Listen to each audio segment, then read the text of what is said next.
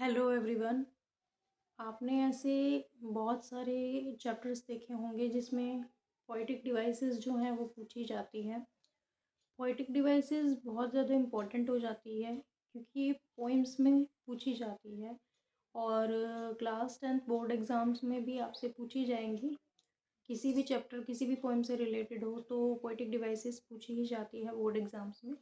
तो आज हम जो है द ट्रीज़ पोएम जो है उसकी पोएटिक डिवाइसेस को कवर करेंगे। तो चलिए स्टार्ट करते हैं। नंबर 1 पर जो है वो है हमारी पर्सोनिफिकेशन। पर्सोनिफिकेशन क्या होता है ना, जिसमें हम ह्यूमन बीइंग से या कोई भी एनिमल्स हैं, लिविंग बीइंग्स हैं, उनका कंपेयर नॉन लिविंग थिंग से करते हैं। कहने का मतलब ये है कि हम जो चीज़ें चल फिर नहीं सकती उन चीज़ों का यूज़ हम किसके साथ जोड़ते हैं, लिविंग बीइंग्स या एनिमल्स के साथ जोड़ते हैं। उनको हम पर्सन की तरह ट्रीट करते हैं उन चीज़ों को। जैसे कि पर्सोनिफिकेशन में ट्रीज़ जो हैं उनको क्या शो किया गया है कि वो मूव करते हैं, स्ट्रगल करते हैं और एस्केपिंग और दौड़ते हैं। तो ट्रीज़ को इन्होंने क्या है ह्यूमन बीइंग्स की तरह बताया है। नेक्स्ट वन जो है वो है हमारा इमेजरी। इमेजरी क्या होता है ना, जिसमें हम किसी भी चीज़ की अपने माइंड में पिक्चर क्रिएट करते हैं, एक इमेजिनेशन बना देते हैं। जैसे कि आप कोई भी बात कह रहे हैं तो उसको, वो अभी दिल्ली में होंगे और दिल्ली से होकर फिर वो सदर जाएंगे, वहाँ से वो ये चीज़ खरीदेंगे। तो इस तरीके से क्या है हमारे माइंड में भी क्या है इमेजिनेशन बन रही है। तो ऐसे क्या है इमेजरी क्या होता है, जो इमेजिनेशन एक पिक्चर हमारे माइंड में क्रिएट कर जाए। ऐसे विजुअल इमेजेस यहाँ पर जो बताई गई है द ट्रीज़ में, वो लीव्स की बताई गई है, पत्तियों की, और जो ब्रांचेस होती हैं, टहनियाँ होती हैं उनकी, और फॉरेस्ट जो जंगल होते हैं उनकी, और जो हाउसेस होते हैं उनकी। तो ये सारी जो चीज़ें हैं एक इमेज क्रिएट करती है इस पोएम में द ट्रीज़ में। नेक्स्ट वन जो है वो है सिंबलिज्म। सिंबलिज्म होता है किसी चीज़ का सिंबल बताना कि क्या सिंबलाइज करता है, ये वर्ड हमें क्या बताता है, इसका क्या मीनिंग हो सकता है इस पोएम के अकॉर्डिंग। जैसे कि सिंबलिज्म में जो ट्रीज़ है, यहाँ पर जो ट्रीज़ है इस पोएम में, वो वुमेन के साथ, वुमेन के इक्वल उसको माना गया है। वुमेन के इक्वल इसलिए माना गया है क्योंकि उन्होंने इस पोएम में बताया है कि जैसी जो ट्रीज़ हैं वो घरों में लगे हुए हैं, घरों में तो लगे हुए हैं वो, लेकिन उनका जो रियल मेन घर है ट्रीज़ का वो फॉरेस्ट है।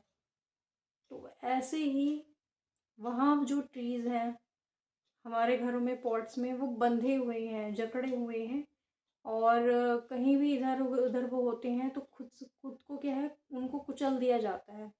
तो सेम जो बात होती है वो उन वुमेन्स के लिए कही गई है। ऐसी वुमेन्स जो काफ़ी ज़्यादा स्ट्रगल कर रही है अपनी लाइफ में और अपने ड्रीम्स और डिज़ायर्स को पूरा करना चाहती हैं, आगे बढ़ना चाहती हैं वो, लेकिन कोई चीज़ होती है जो उनको रोक रही है और वो आगे नहीं बढ़ पा रही।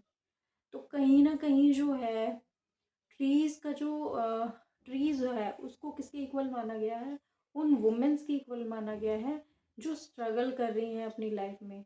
तो इस तरह से वुमेन्स को एक और नाम दिया गया है सुप्रेस्ड बीइंग्स, क्योंकि उनको कुचला जाता है और उनकी जो, मतलब एक तरह से बोला जाए तो उनको डोमिनेट किया जाता है, मैनिपुलेट किया जाता है, कंट्रोल किया जाता है उनको।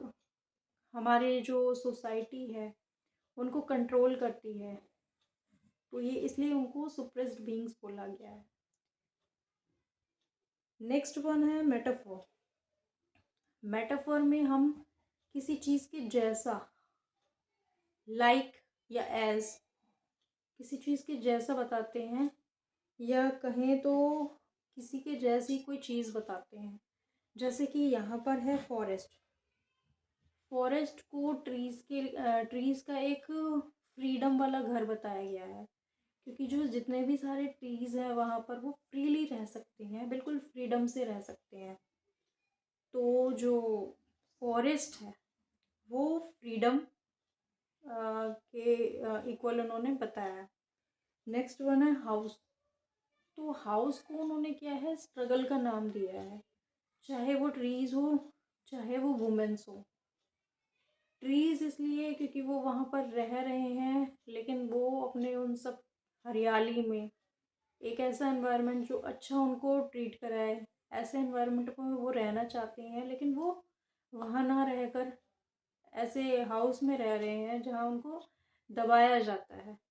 सेम वही वुमेन्स की बात होती है जो हाउस में रहकर एक चार वॉल में रह जाती है और दुनिया से बाहर नहीं निकल पा रही। इस घर से जो चार दीवारी है उसमें ही बंद कर रह जाती है। तो यहाँ पर जो हाउस है वो स्ट्रगल की तरह बताया गया है। तो ये जो है दोनों के दोनों क्या है, हमारे मेटाफर हैं। तो दोस्तों ये जो वीडियो है, इस वीडियो के थ्रू डीपली हमने जाना है अपने जो पोएटिक डिवाइसेस है द ट्रीज चैप्टर में, और साथ के साथ आपने इन सबको यहाँ से आप नोट्स बना सकते हैं इनके। ये आपके लिए बहुत ज़्यादा हेल्पफुल रहेगी। आप इनको बस अपने माइंड में हल्का सा समझ के क्लिक करेंगे ना, आपने मेरी ये वीडियो अगर एक भी बार देख ली ना, तो आपको बहुत अच्छे से माइंड में रिवाइज रहेगा, आप भूलेंगे नहीं इस चीज़ को। तो मैं आशा करती हूँ ये जो पोएटिक डिवाइसेस हैं आपको समझ आए होंगे, और किसी भी तरह की डाउट्स अगर आपको रहते हैं आगे, तो आप नीचे कमेंट करके मुझसे पूछ सकते हैं। जितने भी स्टूडेंट्स हैं मैं उनसे कह रही हूँ, मेरी चैनल पर सिर्फ वही लोग आएंगे जो स्टूडेंट्स हैं, मतलब क्लास 10th के बच्चे। मैं सिर्फ उनके लिए हूँ, क्लास 10th के बच्चों के लिए। ठीक है, तो किसी को कोई भी प्रॉब्लम हो, समझ नहीं आ रहा है, तो कमेंट में आप मुझसे पूछ सकते हैं, मैं अवेलेबल रहूँगी आपके लिए। ठीक है, इस वीडियो में इतना ही। थैंक यू सो मच, मिलती हूँ मैं नेक्स्ट वीडियो में।